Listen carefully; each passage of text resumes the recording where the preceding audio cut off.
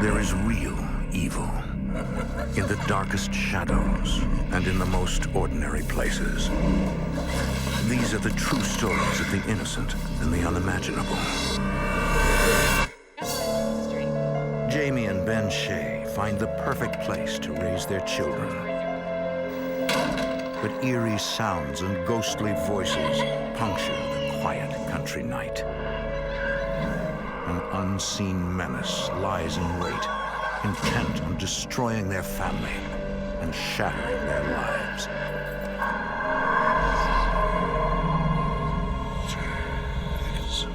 Between the world we see and the things we fear, there are doors.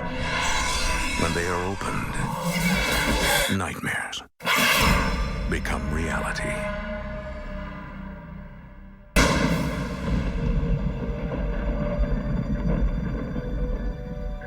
The Ozark River Valley once stood as the gateway to the West, the last outpost of civilization before the frontier beyond. But nestled amid this lush countryside lies a different kind of portal. A crossroads between life and death, where the mortal and the eternal collide.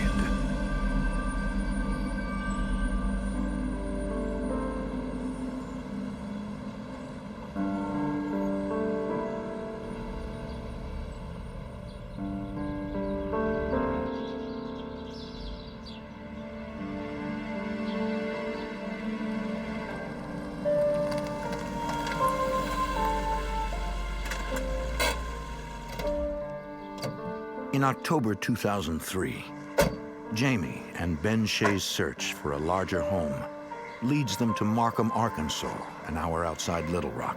It's got some character to it, doesn't it? It's beautiful. Well, it's so historic. It was just absolutely beautiful. It had big, old trees all around it. And it was just the picture of the house I've been looking for all my life. Built in the late 1700s, the home is one of the oldest in the state. I'm kind of a history buff, so that definitely piqued my interest. Ben can already picture raising his 3 children there. I knew that my kids could run out there and, just have a good time. I grew up that way, me running out and playing in the woods, and I definitely wanted that for my kids. Did the agent give you a key? The house is a short commute to Arbutus, where Jamie is a legal assistant. Ben is earning his degree while working nights as a nurse at a local factory. It was in between the 2 towns where my husband worked and where my husband went to school, so he could spend more time with the kids and not have to be traveling back and forth as much.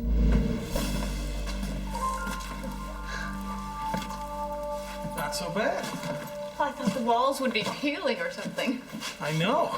It looks like everything's in pretty good shape.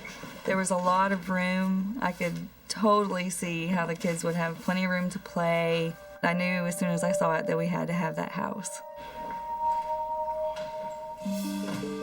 We need to make an offer on the place before anybody else sees it. Okay, maybe we should look at the rest of the house first.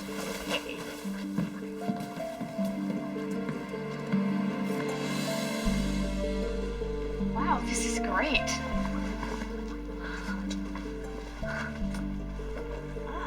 Ceilings don't have any water spots. The roof must be in great shape. It's almost too good to be true.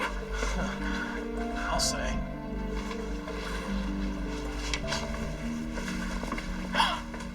Oh my God, what is this? I wouldn't worry about it. The fireplace had all kinds of markings on it, like the name of this boy that had died, pentagrams. It takes a lot to kind of spook me, so I was just like, oh, some teenager, lived here before. The Sheas remain enthusiastic about the house. Looks like a nice fireplace. Shouldn't be boarded up anyway. You think it still works? We decided right away the first thing that we would do was get rid of that. But other than that, it was just perfect.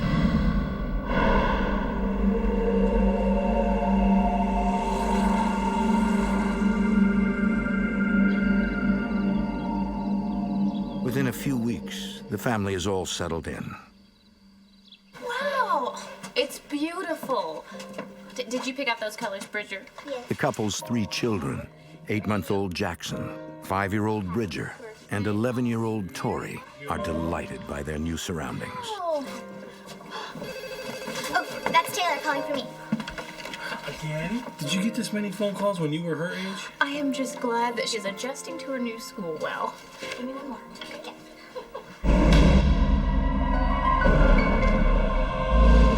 The Shays quickly fall into a busy routine. You guys need to hurry up because it's time to get to the bus, okay? Jamie hires an experienced sitter to watch the baby during the day. Hi. Hey.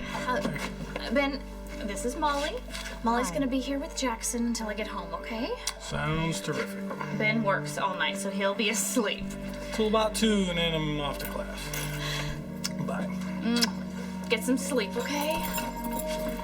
Okay, call me if you need anything. Everything's gonna be great. Bye, Jackson.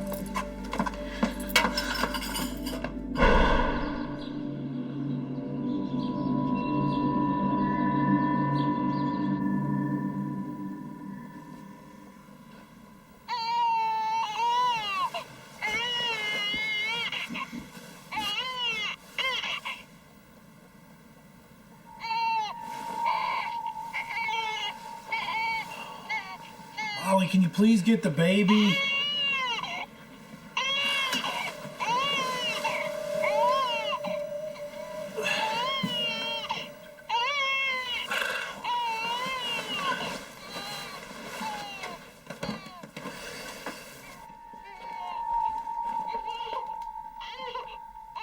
Molly, are you here?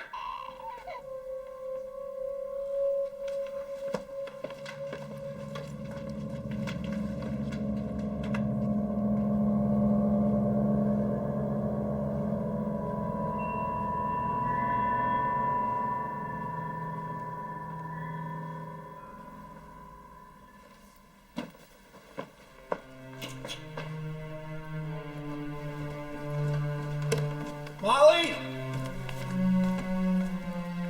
Molly, are you here?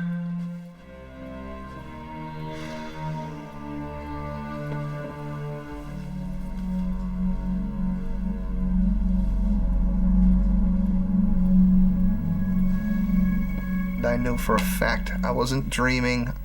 There was a baby crying on the monitor, and there was nobody home. It was a very creepy moment. Unsure what to make of it, Ben keeps the strange incident to himself. A few nights later, Ben trudges off to work, reminding himself that graduation is only a few months away.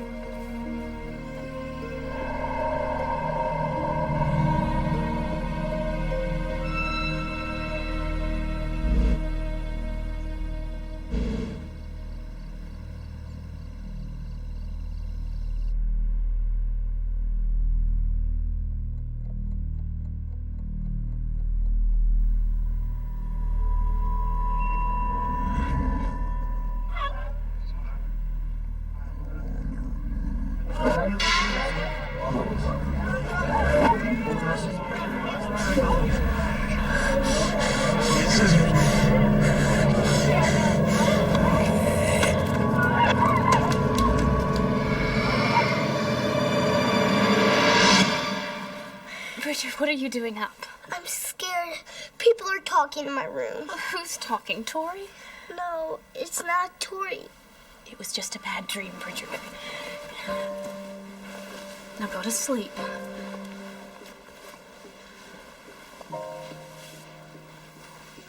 My first thought was, did I leave the television on in the living room? I did a little quick listen, and it was completely silent.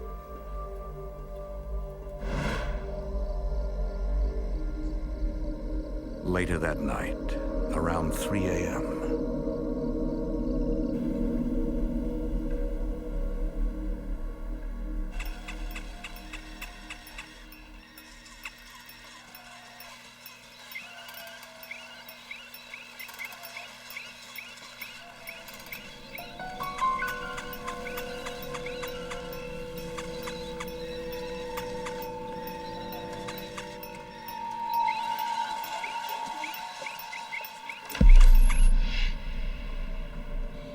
Bridger, where are you hiding? Okay, if you're not gonna come out, then at least quit messing with your toys and go back to bed.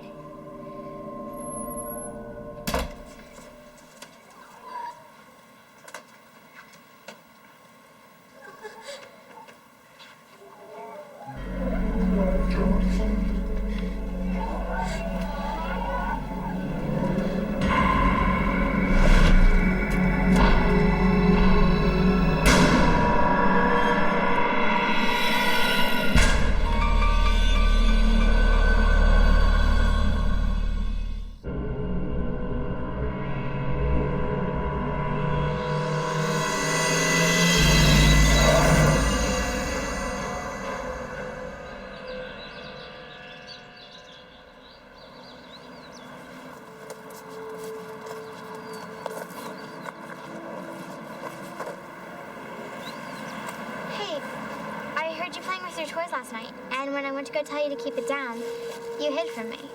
No, I didn't. I slept with Mommy last night. But before that, you were playing with your toys. I don't know what you're talking about. Well, why'd you go sleep with Mom? Come on, Bridger, tell me. No, you'll laugh at me. I won't. I promise. Please? I heard people talking. I couldn't see them, but I could hear their voices in my room.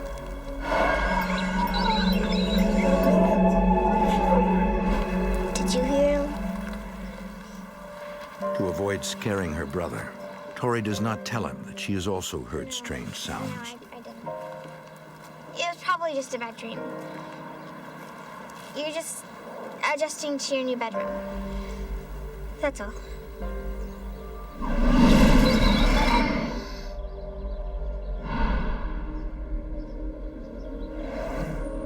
None of the Shays mention their individual experiences. For the next few weeks, time passes uneventfully. Despite the demands of his hectic schedule, Ben spends time with Bridger before leaving for work. And the old gray octopus swam back into his dark, watery cave at the bottom of the sea and never, ever came back out again. The end. Read it again. It's getting late, kiddo. Give me a kiss. I love you. I love you too. Get in bed. Close those Ben eyes. hopes that after he earns his degree, he can work normal hours and spend more time with his family. Mommy! Are you saying goodnight to Daddy before he leaves? I gotta go to work, buddy. I wish you didn't have to go. Me too. Love you. Love you too. Bye. Good night.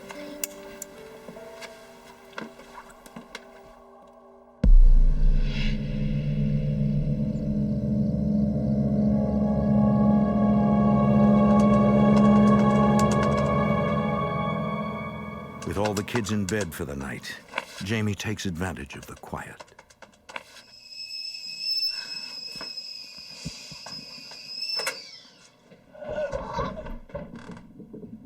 Tori, is that you? Bridger, Tori, get back to bed. I kept hearing my kids running up and down the stairs.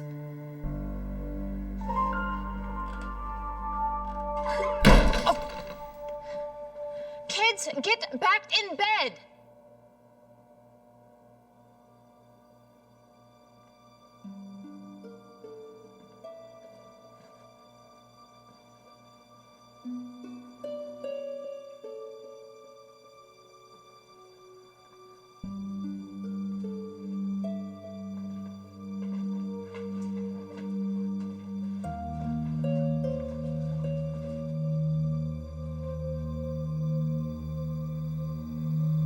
The door was wide open.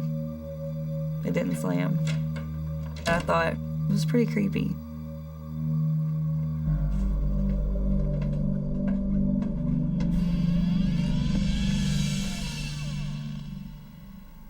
All three of the kids were sleeping, and I was the only one in the house besides the kids.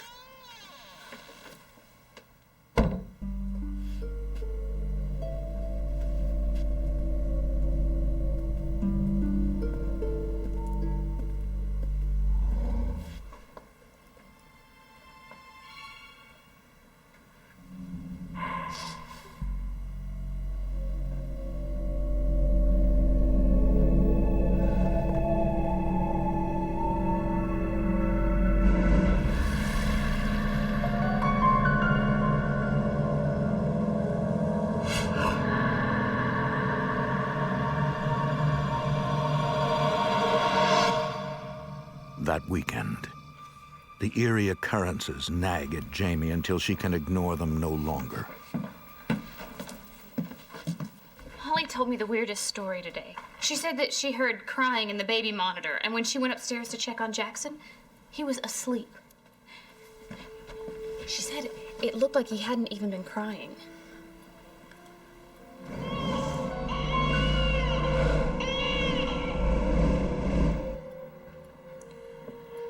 The other day I heard crying on that thing. Jackson wasn't even home. Somebody's up. Well, it sounds like it's from down here. It's gotta be Bridger. I'll take care of this.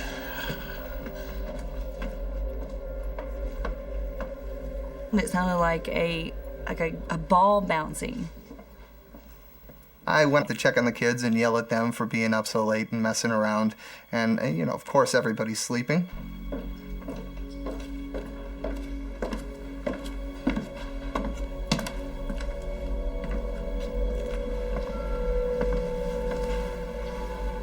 Well,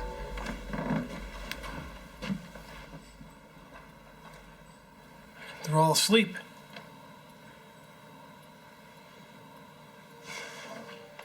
You know, these old houses, they make all kinds of noises that you can't explain. It's getting late. I'm going to bed. You coming? I'll be there in a second. All the strange occurrences suddenly make sense.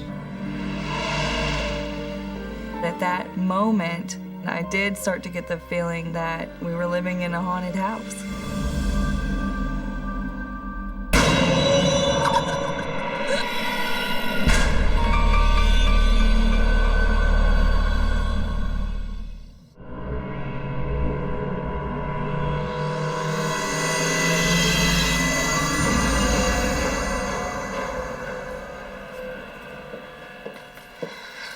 Jamie visits the local library, hoping to learn more about ghosts and hauntings.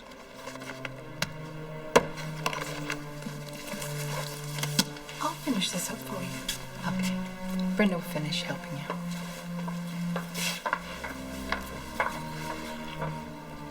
I can't help noticing what kind of books you're checking out here. Are you interested in learning about ghosts? Yes. I grew up in a house that was haunted. Was it around here? 721 Franklin. Jamie is astonished. It's the house where her family now lives. It's haunted by the ghost of a little boy. She started telling me about a boy that had fallen out of the window and died. And he had fallen out of the room that was Bridger's room, where he had been hearing the voices and the people talking. I felt the color just rush out of my face. Everything makes sense now. All the little things that had happened that I thought, you know, someone's trying to play with us. Did you ever feel afraid? I mean, did this ghost ever hurt anyone? I just think he was looking for attention, you know? Poor little guy. You let me know if these help you.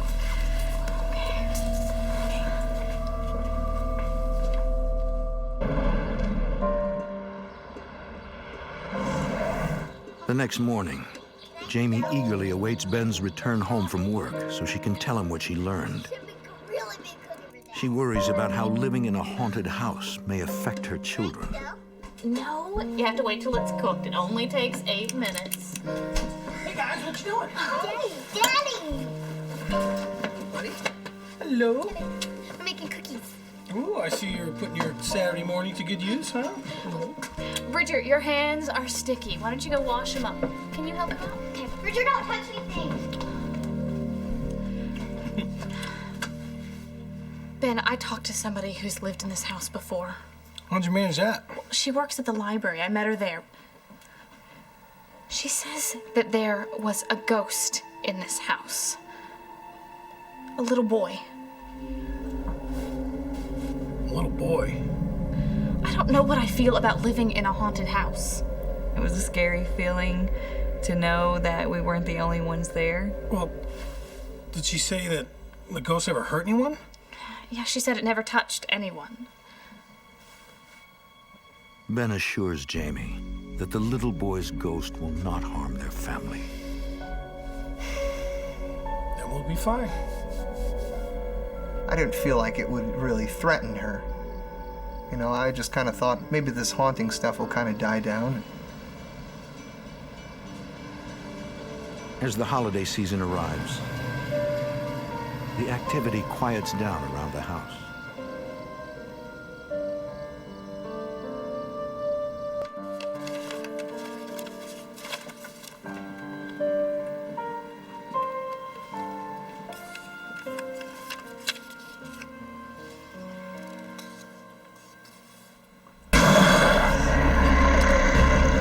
I felt like someone was standing right behind me.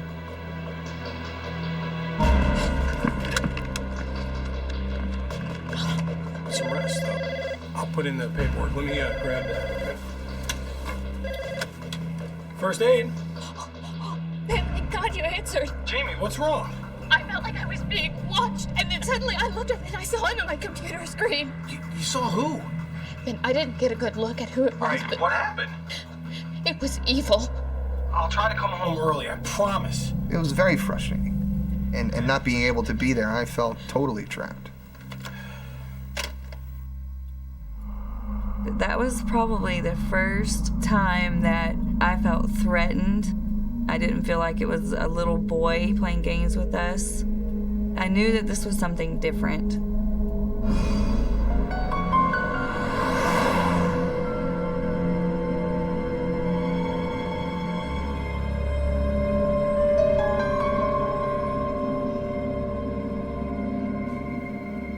Jamie wonders if the woman who saw the boy's ghost ever encountered the other spirit. Is Brenda working? I'm sorry, Brenda no longer works here. Do you know how I can get in touch with her? I'm afraid not. She left with no forwarding address or telephone number. Did she leave the area? I think so, but I can't give you any more information Look, than that. I am just a friend trying to get in touch with her. Is there something I can help you with? No. Thank you. I was really disappointed because I thought this is going to be at least an answer to what we're dealing with here. Although days pass without incident, the dark presence continues to weigh on Jamie's mind.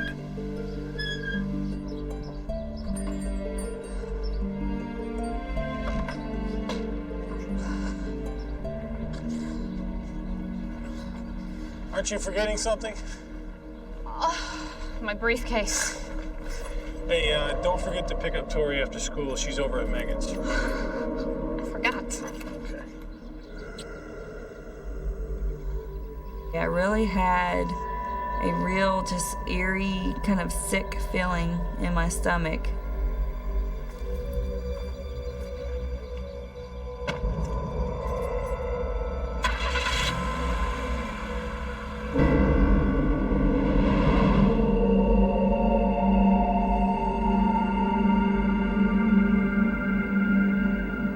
I really dreaded going home. It was starting to not feel like a home anymore.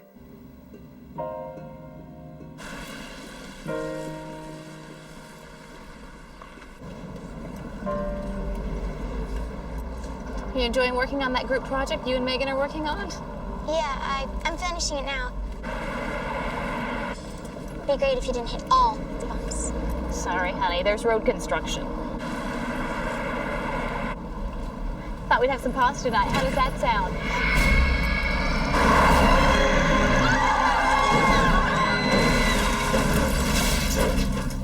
When I got out, Tori was under the minivan, pinned, face down, with the weight of the entire minivan on her, and I thought, she's not gonna make it through this.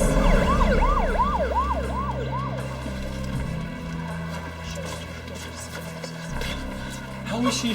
They think her back would be broken. Oh my God. They didn't know exactly to what extent she had a broken back. And so we were obviously concerned about whether she could ever walk again. It terrified me to not know. I believe Tori may have compression fractures to several of her vertebrae. I thought back about the events of the day and feeling like I was being watched, and that whole feeling that I had before we had the wreck, I started to wonder if there was some kind of connection. Right now, we can't. We just have to wait. Thank you. 2 weeks after the accident, the hospital releases Tori, just in time for Christmas. Although her doctor expects her to make a full recovery, Tori will be bedridden for several months. What are you doing here? Good. I like this. She could not walk without help, so I took a leave of absence from work because she needed pretty much constant care. And all that? You sure? You okay? Bridger, that's Tori's scooter. It's okay. He can ride it. It was an awful Christmas because we had just bought her a scooter. Don't worry, you'll be up and around riding on that thing before you know it. The scooter is kind of like a, you know, you will walk again. You will be able to ride the scooter eventually. You're not paralyzed. Thank the good Lord for that. Come on, Tori. You heard what the doctor said. You are young and strong. You are going to be up and about in no time.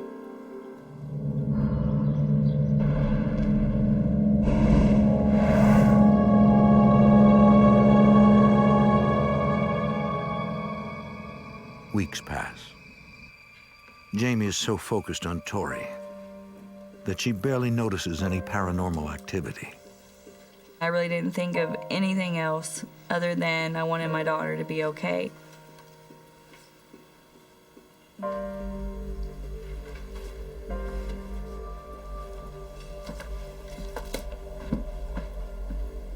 Bridger, what are you doing up? People in my room are talking again. What are they saying? I can't understand them. The good boys and the bad boys all talk over each other. What bad boys? Who are the bad boys? I don't know. Could I sleep with you, and Dad? Okay, you can stay with us tonight. He's sleeping with us tonight. He's hearing voices again. I'm gonna go check on Jackson. Hey, buddy. You okay? Did you hear something scary?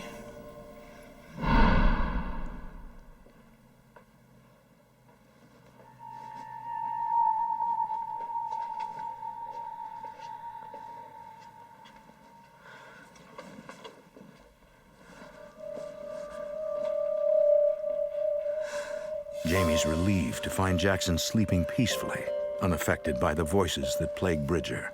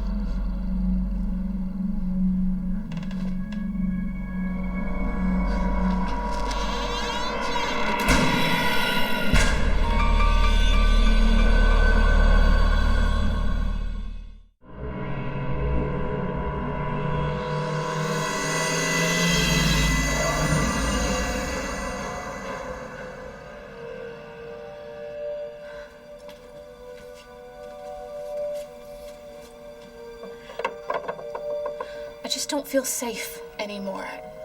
I don't think I can handle it. I feel like we are being watched all the time. But there's no way we can go anywhere until Tori is better. I didn't care whether the house was haunted or not at that point. We were just going to take care of our daughter, get her walking again. Well, we can start looking now and put the house on the market and see what kind of offers we get. In all our free time. Yeah, really. I loved this house. Yeah. Me too.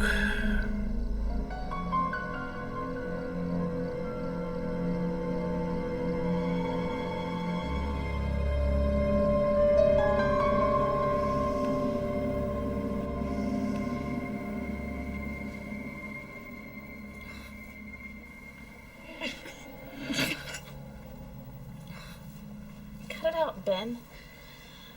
What? Quit flicking my hair.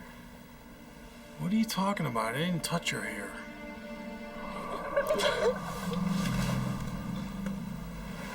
Seriously, I didn't touch you.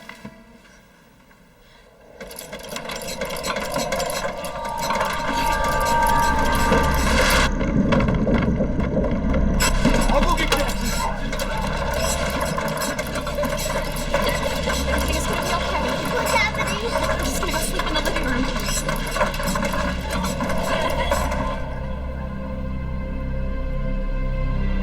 What's going on? What happened? There's nothing to worry about. I just felt this urgent need to get everybody into the same room, and that way I could protect them in some way. Little man, we are just gonna sleep right here. Somebody please just tell me what's going on. Just a little excitement. That's all. We've got to find somebody who can help us. We cannot live like this.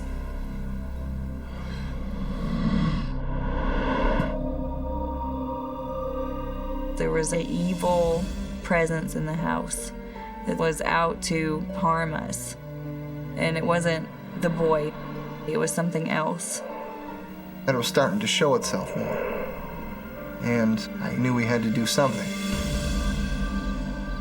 The Shays contact the Central Arkansas Society for Paranormal Research. They arrange to come to the house as soon as Tori is well enough to be moved. This is ridiculous. I don't understand why I have to go. I need you to go with the boys and help Molly out. It's only for one night. She's gonna bring you back in the morning, okay?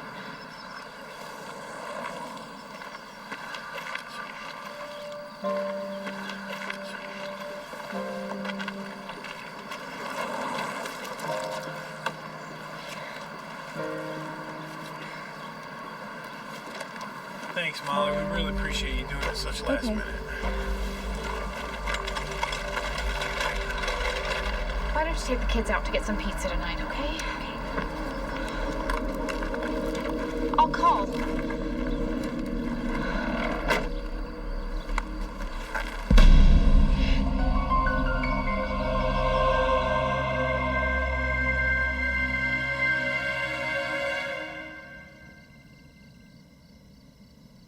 The team of investigators arrives and sets up for the night. Alan Lowe's goal is to find physical proof to explain the paranormal occurrences. His wife, Angela, and their daughter, Violet, are psychics. The women in my family have always been very psychic, sensitive, open to the spirit world. Violet's gift goes beyond sensing. I'm probably classified better as a medium. I can talk to them and they can talk to me, and there can be sort of a two-way conversation. The house makes an immediate impression on them. When we walked in the house, it had sort of a depressing vibe. You know, it just felt heavy. I've done some research on the house, and it verifies what you've heard. Karen Schillings tries to connect the supernatural events to the house's history. Built in 1780, it once served as a hotel and stagecoach stop, and later as a county jail. Why would that cause the house to be haunted? Alan explains that the house's rich past could account for the presence of spirits. Because it served as a way station of sorts. We'll walk through the house and see if we can sense any hot spots of spirit activity.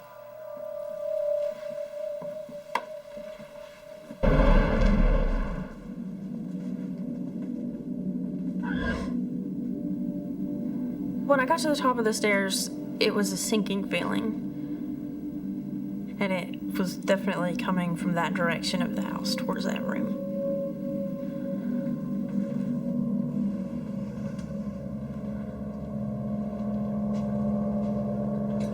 Alan sets up a video camera where the psychics feel negative energy.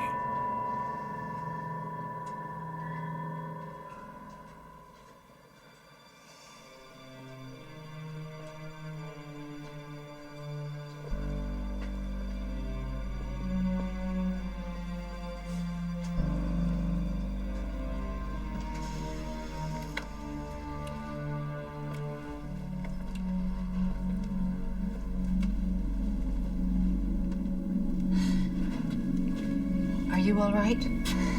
It's so... Violet senses a presence.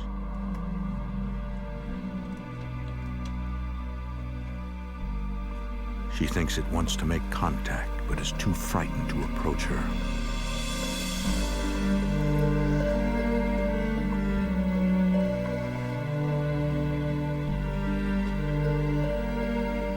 I felt like somebody walked in the room.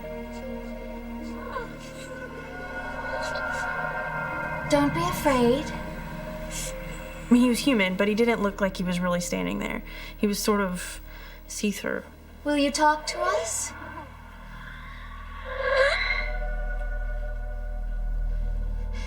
There's something else. Someone else is here. We felt like he'd been scared away by a very strong negative presence in the house. It was like a whole sea of people. They weren't happy. They seemed pretty miserable. It felt like they didn't want you there. Like, you shouldn't be in this room.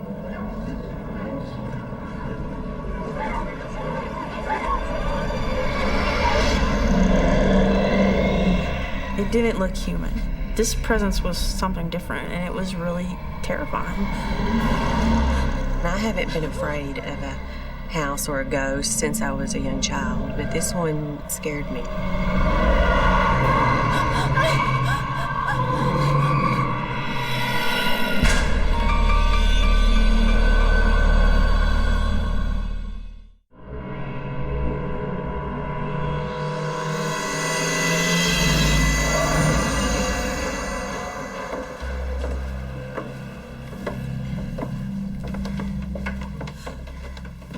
The psychics tell Jamie and Ben about the little boy and the multitude of human spirits they encountered, Those are the voices your son has been hearing. and inform them there is a negative presence in the house. We don't know what it is, but with your permission, Angela hopes to communicate with it in order to learn more. One of the paranormal team people suggested that we find out more details about the spirits by asking them questions through the Ouija board. And I really didn't believe in the whole Ouija board thing.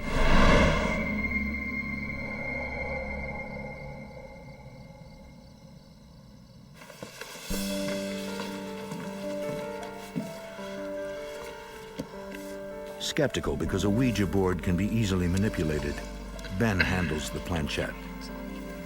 Me and one of the paranormal team guys did the Ouija board while other people were asking questions. what is your name?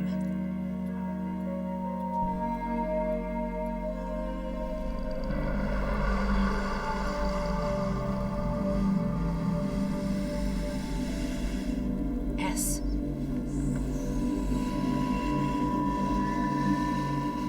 E. T.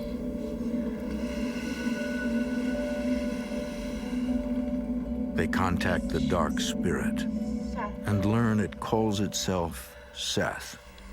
When were you alive?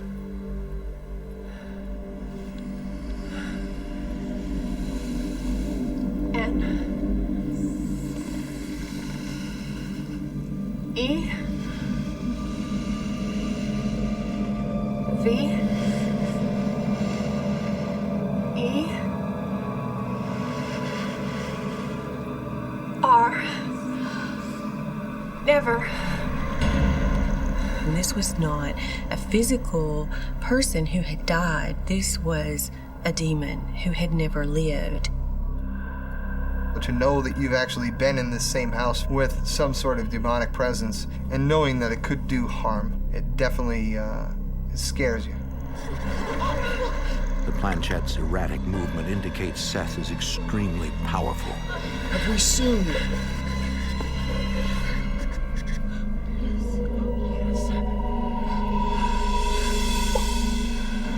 He's pointing to the camera.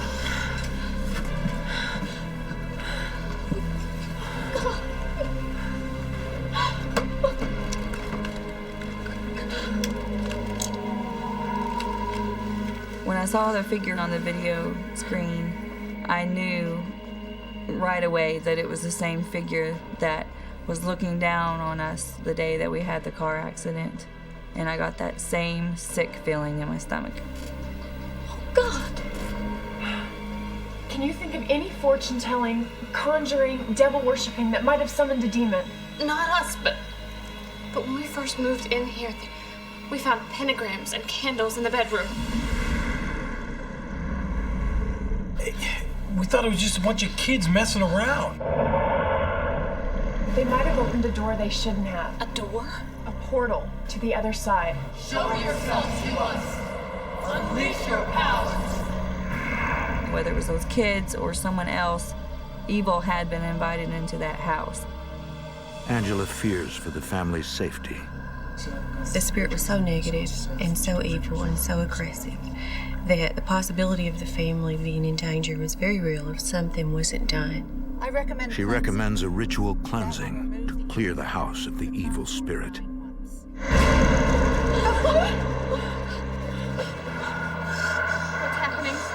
The planchette just started going crazy, almost like in a figure eight, just around in circles as fast as it could go. It was really, really scary. Seth wields the planchette, expressing his rage at the decision to perform a cleansing. We knew that Seth was totally against this and was trying to stop us from doing it. He definitely didn't want us there, and he didn't want us doing the cleansing. Using a Native American tradition, they burn sage to bless the house. The sage is used to cleanse areas of negativity so that you can see clearly into the spirit world. And in our prayers, while we're doing the cleansing, we ask the Heavenly Father to protect this family and fill the home with white light and rid it of any negativity. Let no evil come in. Let no evil torment this family. Protect this household. Let no evil come in. Let no evil torment this family. Protect Jackson. Protect Bridger. Protect Tori. Protect Ben. Protect Jamie. Protect this family. Protect this household. Let no evil come in. There was heaviness against our chest, like we were being pushed back. He was trying to literally push us out of the house.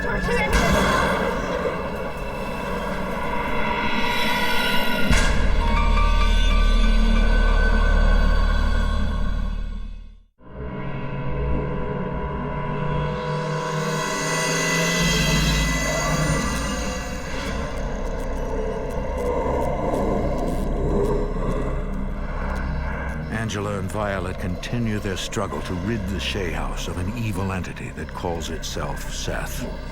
It was pretty clear to me that it was resisting so strongly. The air was getting thicker and thicker, and it felt like something might grab you at any moment. Protect this family. Protect this household. Let no evil come in. Let no evil protect Jackson. Protect Bridger. Protect Tori. Protect Ben. Protect Jamie. Protect this household. They create a circle of salt that will guard the house from Seth's return. Well, you draw a line around the house to protect it from evil.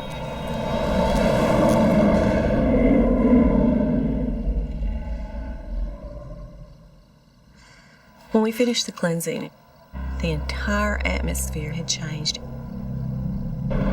Although the house has been cleansed, the human spirits will remain. Can you feel it? I immediately felt a sense of peace in the air.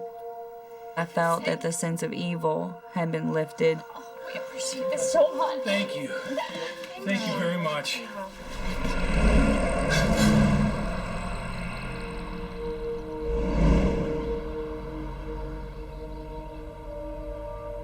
For the next several months, life for the Shea family returns to normal. Sure? All right, two it is. Here we go. Well, hello, Sleeping Beauty. Fortunately, Tori makes a full recovery. You want some pancakes? Yes, please. Can I have mine with grape jelly? You sure can. Nothing but the best for you, sweetie. Who breaks their back in 3 places without being paralyzed? Here we are. She's definitely a miracle. So we're very, very grateful for that.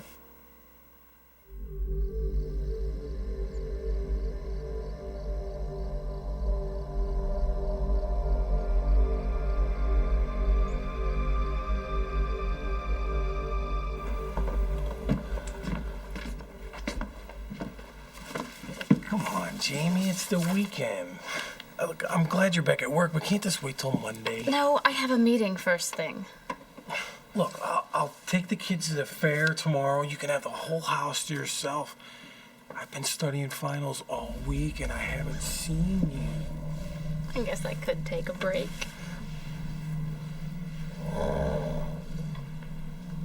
Bridger, are you okay? Bridger, talk to us. It wasn't Bridger. It sounded kind of wicked, and it just cut right through me. Bridger! Dad, what am I doing down here? Bridger, you stay here with your daddy. I'll be right back. You okay, buddy?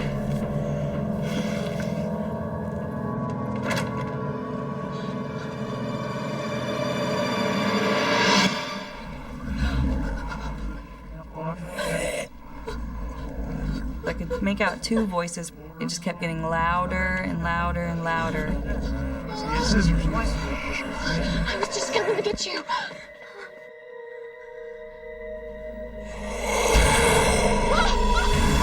When I saw that thing at the end of the hallway, the first thing I thought was, oh no, we're not starting this again. We're getting out of here!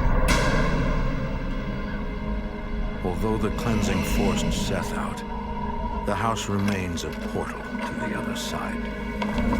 You okay, little man? I'm fine, Dad. You sure? Where are we going? Go. Using that doorway, a new demonic presence has emerged to take Seth's place. It was still haunted, and it was going to stay haunted, no matter what we did.